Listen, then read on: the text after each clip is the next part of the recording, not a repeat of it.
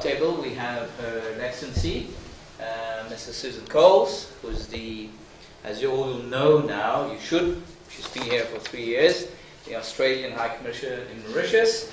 And then we have Aurélie Antoine. Many of you know Aurélie, so I'll keep it to that. She's got a very famous father. And Aurélie now, this morning, is going to be talking to us on behalf of IBL. And congratulations, Aurélie. I understand you're new there. So I wish you Godspeed in your new functions. And of course, we have the CEO of the MIOD this morning on the top table with us.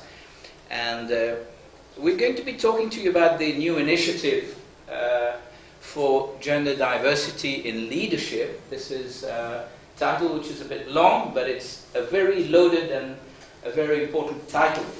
And the irony was that it's a man that's introducing gender diversity for the MIOD when we had a woman before that who was Jane, as you remember, and who was clearing up the woods to get a stable team going up. So without further ado, I'd like to ask, for his welcome speech, I'd like to ask Juan Carlos Fernandez Zara to please make his speech and tell you all about this diversity, and then we'll hear our other guests on the top table. So, Juan, the floor is yours. Thank you. Thank you very much.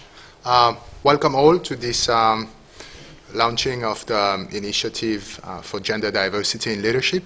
I also want to welcome Her Excellency, the High Commissioner to Australia, Susan Coles, the representative of IBL, Aurélie Antoine, Corporate Communications Manager, and the media for being present. I want to especially also thank the representatives of the sponsors to this initiative, which are highlighted on the slide here. The initiative is part of the new vision of the MIOD. The role we want to play is to be an agent of change, helping the economy of Mauritius through the lens of corporate governance, which is really the driving force of the MIOD, to work on themes that we believe are relevant and important for the economy to ultimately help Mauritius go from middle-income status to high-income status. So going forward, we will work, as outlined here, on 4 business lines if you want. Advocacy being the one that we launched today with this initiative. And then we want to trickle down by themes on the aspects of trainings, advisory services, working selectively with companies so that we can find and identify companies that can embark on the change with our support and then pave the way for other companies to follow through. And then networkings that we will reinforce and specialize, also linked to the themes. Why did we choose gender diversity as our first theme?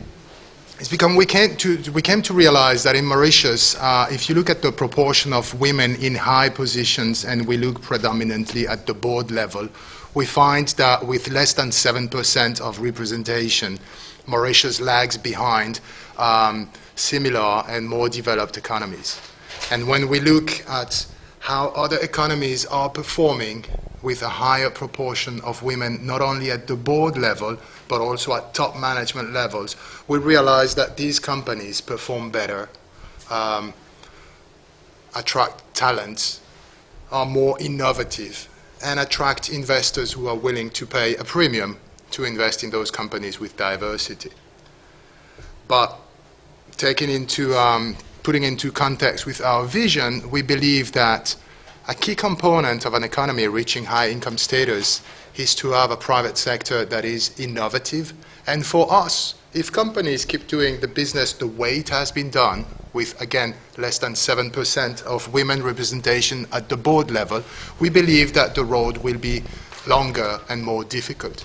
So we want to trigger a debate, a discussion. We want to regroup people to really try to tackle this issue, identify the causes, and then work on the solutions. The initiative we're launching has the support of the sponsors that are behind the initiative, of ambassadors, of the President of the Republic of Mauritius, Her Excellency Dr. Amina Gurib Fakim. And I will tell you a bit more as we move. We identified, out of the many causes that prevent women from going to middle and high and top positions at corporate levels, we identified 3 causes. There are many out there, but we chose to take an option of looking at it through the business case. And to take it from the business case means we want to showcase to the private sector the way you are doing it, you're missing on business opportunities, and maybe there's other ways to look at it and take on this business opportunity and grow your companies. So the first cause that we're going to deal at the conference on the 28th of February is about daycare facilities and the lack of it in Mauritius.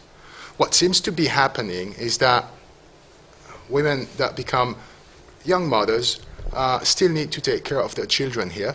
They are the predominant caretakers of their children.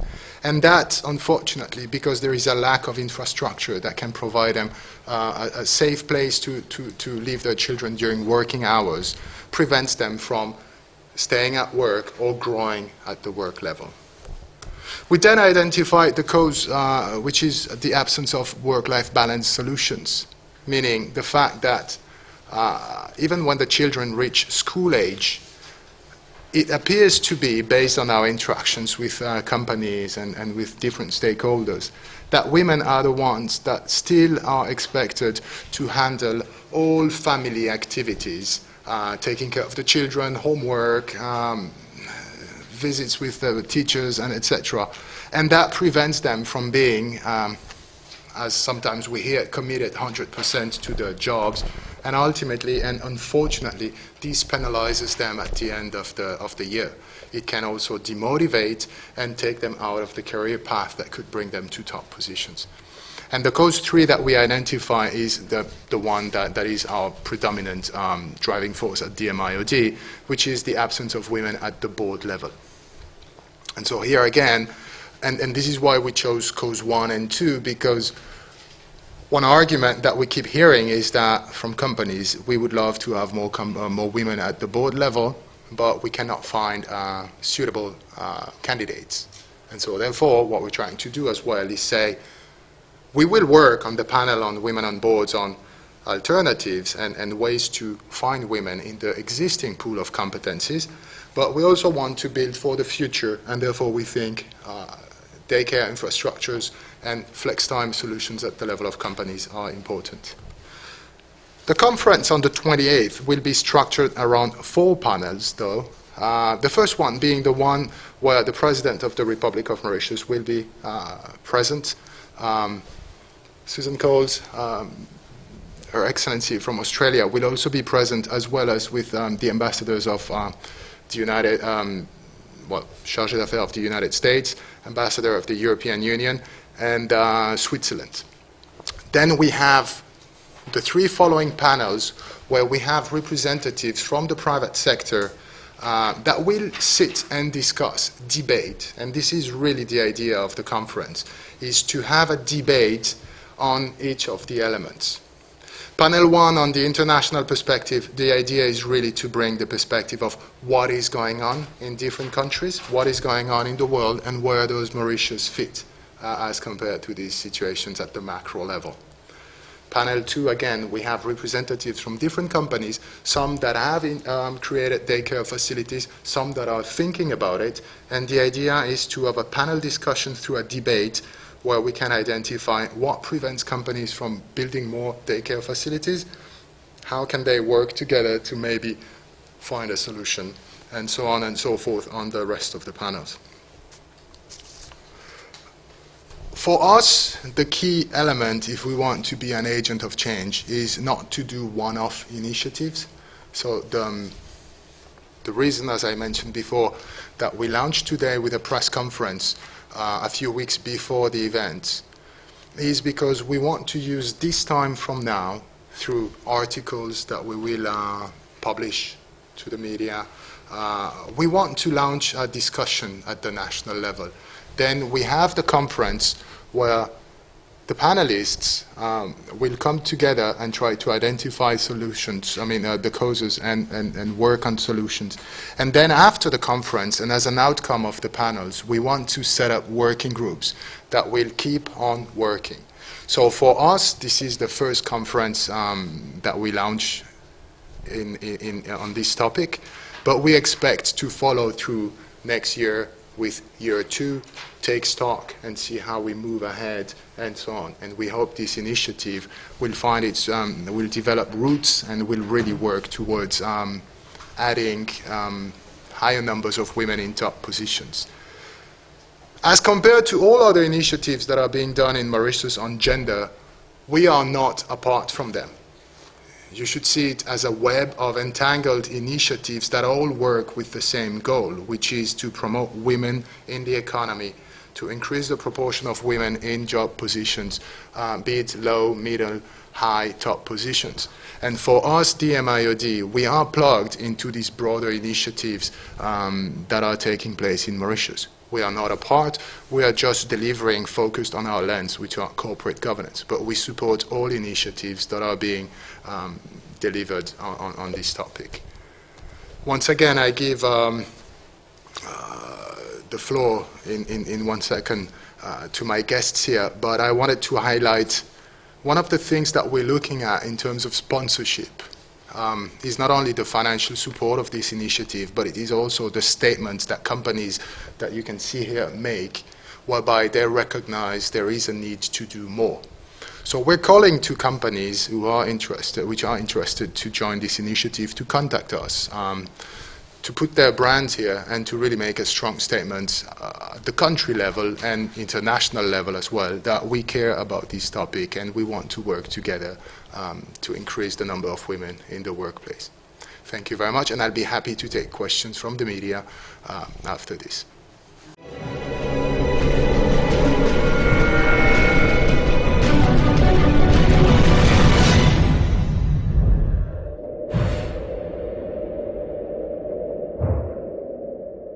Very much, Juan Carlos, and to the MIOD for taking this initiative. As the Australian High Commissioner, I'm very delighted to be participating in the Mauritius Institute of Directors Conference on Gender Diversity in Leadership Roles, which supports the Australian Government's commitment to gender diversity, also my own personal commitment to gender diversity as a High Commissioner here. As was mentioned, for the last 3 years, I think I've been fairly active in the gender space in a range of projects and initiatives, but we're very pleased to see such a high-level initiative from the Institute of Directors as this conference being held in late February. I think the companies that have come on board, I congratulate them for their vision, for being willing to be champions for change in this gender diversity space.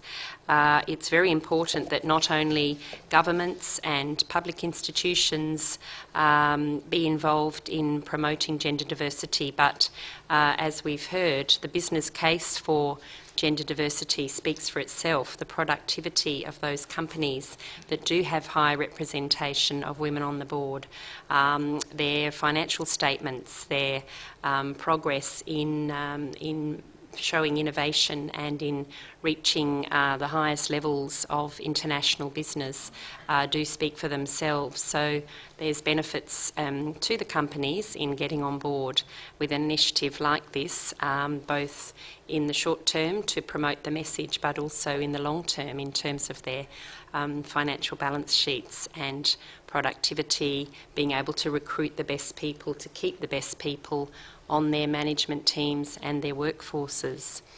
Like many other countries, Australia has been active in this space, and it will be a great pleasure to participate on what will be a very international panel at that first session on February 28th. Australia, Switzerland, the US, the European Union, of course your own President, who is herself very much a champion for change and a role model, coming together to talk about the international experience. What have we all learned in our countries?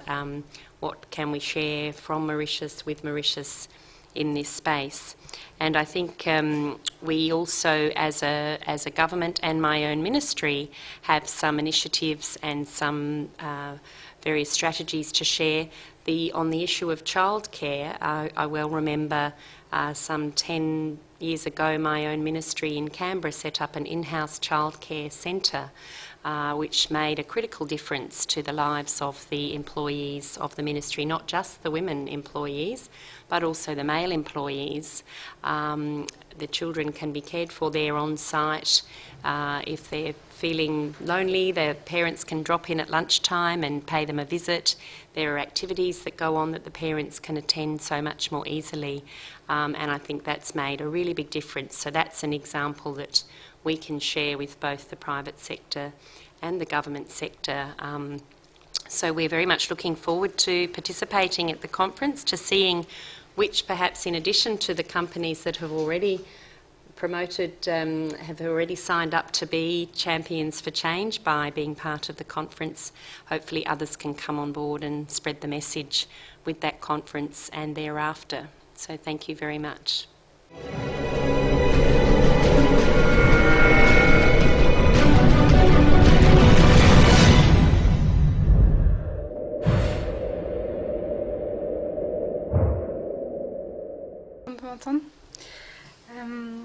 Her Excellency, Australian High Commissioner Mrs. Susan Coles, Mr. Juan Carlos Fernandez Zara, members of the press.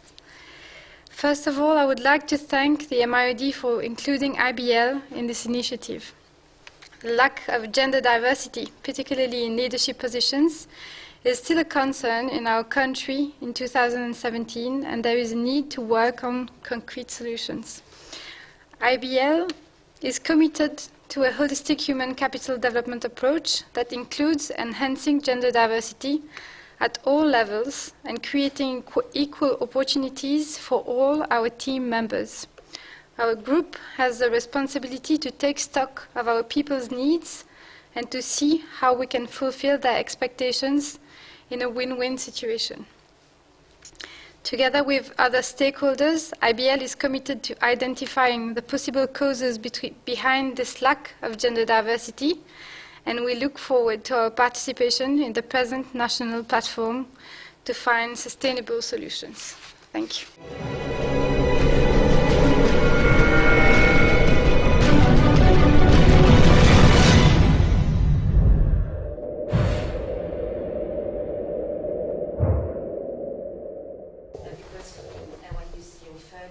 When you say absence of women, it's a fact, not a cause. And I'm just puzzled that a glass ceiling didn't pop up at all in this identification. Because women tend to say that there's also this glass ceiling, and so could you? How we came about is that initially we wanted to launch an initiative on gender diversity or the lack of it, and we started looking at board level. And this is where we wanted to see how companies that are high performers in other countries are doing. And it is an approach that is beyond box-ticking exercises. What you see happening is not adding women just for the sake of adding women, but it is changing the mindset by accepting the diversity in its fullest. So it requires changing the mindset of the existing boards and also of the new board member coming by reminding them you don't need to drop anything that makes you diverse. It is exactly your diversity that adds the value. So we were talking about this to companies, and the argument came several times that we do want to have more women, but we cannot find them. And so we discussed further, is the argument valid or not? I will let my panelists decide on the 28th. But we came about to discuss further on the topic and to say, so what prevents women from being considered sufficient in terms of your considerations? And through the discussions we came to realize that in fact some companies do have a lack of women at top positions, where they tend to look for board positions. And by digging further, this is how we came for these three causes. I mean, it's terminology, but this is how we came about, because we realized that, so what prevents women from ascending to top positions? And by looking at the country and its dynamic and so on, we realize, well, if you don't offer daycare facilities, then maybe you're already losing a certain percentage.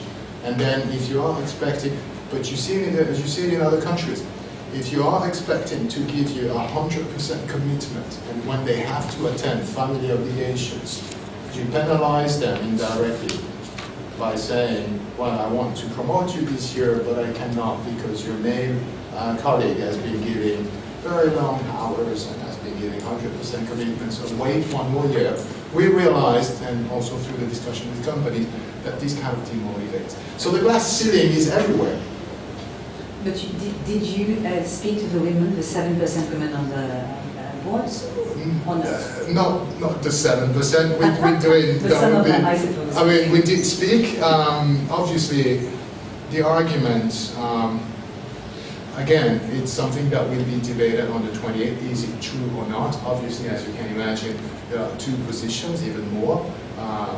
People will disagree with this argument, but this is what we want to bring in the debate, because if we look here, the idea is not only to have a debate where we would say, so there is or there isn't a glass ceiling. The key point of the debate and the following working group is to say, well, I mean, something has to happen. Is there a glass ceiling? Is there any other thing? But we cannot maintain 7% of representation of women at the board level. This has to increase. So how we go about is what we hope to reach through that. But we want to avoid, I mean, one of the key points we want to do is we want to go somehow on the approach of the business case. We want to really make companies understand that there is a business here. I mean, if you look at it from this perspective. Maybe you get changed better and easier like that, yeah. So it's going to be on the 28th, where? Le Méridien.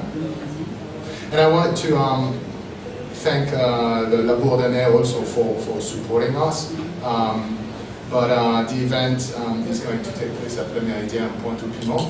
It is open though to by invitation and through the sponsorship. We want to have decision makers at this event, ideally, because we really want to keep it on the angle of the business case and see how we can come up with the input from business people who are decision makers who can make change happening in their companies as well. So it's really an interesting initiative. All the companies, members of MIOD are going to commit whatever solution that you're going to propose. It's easy to do a conference and then your own members do not do it. So are they going to be committed through the MIOD to open or to organize daycare centers for their employees so that the women are more present in the board? The way I want to see it is I haven't seen any company that has been saying we do not want gender diversity. This I haven't seen. What I have seen through my interactions is a lot of goodwill, a lot of interest, and in many cases what I perceive as honesty when they say we don't know how to tackle this issue. So I've seen a lot of companies that have been honestly saying we want to work towards that. It is an important, but where do we grab it? So, and this is where we want to help, and this is why we thank all our sponsors, because they come here to say, we believe in this initiative and we support it and we all acknowledge we have to do something. Now, can we guarantee that everyone, starting with the members of the MIOD, will commit to our initiative? No, we cannot. I mean, what we can do is come up with suggested paths for working on a solution and try to convince others to follow through. We do not have the pretension of solving the problem of the lack of diversity through just one initiative and the event. What we do want to do is launch a reflection, launch a debate, and we're very happy to have the support we're having right now. I mean, it is a broad support that we're having also through embassies support and the President of the Republic. I think everyone acknowledges let's work together to do something. So we want to see it through this perspective, and we hope that by showing solutions that make sense, people will join us with that. Is there a difference when it comes to the different sectors you researched where the women are more present or not present at all? There are differences in sectors, and there are differences in the types of companies we're talking about, and then there's differences at different levels of employability. I would say service-oriented sectors will tend to have more women, but there seems to be a proportion where entry-level jobs are filled up by more women than men proportionally, and then as you grow hierarchically, you see that the number of women goes lower, and there you have more men. But there is a difference between sectors for sure. But what we're trying to look at in terms of sectors and companies is more the level of jobs. And again, it is because of the MIOD's set of activities through corporate governance. We want to look more at companies and sectors where the job positions lead to high managerial jobs and then top positions. I don't know if some of the panelists, want to also answer part of that. Yes, please. Then we come back to the question. It's a very interesting point of discussion about this fact that at entry level in many sectors, and the same can be said, I'm sure, in I know in ministries of foreign affairs, you have lots of graduates coming in. In fact, in my service, more women graduates than men coming into the service at the entry level. But then, as you get up to the ambassador level, it's like the board level in a company. The numbers drop off mid-career and then the senior level. And so my ministry's very recently just done a big study on why is this the case? Why is it hard to get women to commit to or to volunteer to go out and be ambassadors, or why are there not enough at that feeder level? And the results of that study have been very interesting. They've touched on quite a few of the causes that we've heard. So it's the same in many cases between the public and the private sector. What are the things that prevent the women staying in the workforce till they get to that level? And they're very often associated with childcare and family demands, which then impacts on promotion, which then reduces your pool of people at the level to draw upon for senior management and ambassadors. But that's why I think that the women ambassadors are very keen to be part of this discussion, because it's a very cross-cutting issue, but we can learn from one another, the private sector and the public sector, in how to tackle the problem. I believe there was a question. I had a comment. Where do you place positive discrimination? They've tried that in politics, and in the first wave, so all these male-dominated political parties scramble to get any women on board. And then on the second wave, we find that the women that they co-opt are of a much higher standard, more qualified, and they try and find women who really have been in the social field with some very interesting track record. So where would you place positive discrimination? Are you thinking about it at all, or it's not in your agenda? There is what we're trying to do is to put different actors together and together try to come up something. This will necessarily come during the conference. The how you do it is where I believe is the key. Whether you need to force it to happen or whether you incentivize enough of it to make it happen. So that's a balance that will need to be discussed. At a certain level, the government announced that women at boards of listed companies, companies listed should have at least one woman at the board. This is something that we will discuss as well. How do you go about it? Do you make it mandatory, or do you let it voluntary, or do you find an in-between whereby you incentivize at the same time that you push a bit stronger for it to happen? So we will talk about it during the conference. And before the conference, we want to write some articles and have some of the panelists writing about it as well. And this will be also discussed at the level of the first panel on ambassadors and the president to see how it has been done in different countries. For instance, Australia, how it has been done so that it can happen in a true change way that is possible. But I don't know if you... Perhaps one thing just to say is that I think it's very much recognised that this can't be done by women or just for women. You have to have everybody on board, and that's where I think the international experience has been one that having male champions for change is very important. And so I think in Australia, and I'll have to do some homework on this before the 28th of February, we've had an initiative of getting very influential male board members of our top companies working together with women board members and with organisations and through organisations just like the MIOD to look at how can these changes come about. And I think some of the work that those task forces and working groups have done, and essentially appointing sort of male ambassadors for change who can then talk to their majority male board members about why is this change important and what it means for the bottom line. At the end of the day, these companies are all about profits and making money, and if you can show, and I think it has been shown by global research, that companies with more women on boards are just more profitable, full stop.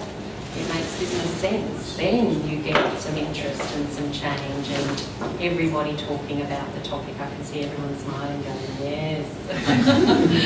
So that's one of the interesting things that will be discussed, as well as that question of, versus quotas versus, forcing the change. So probably the best method is somewhere in between, but I think the conference is going to be fascinating and it's going to canvass all of these different options in terms of possibilities, for Mauritius.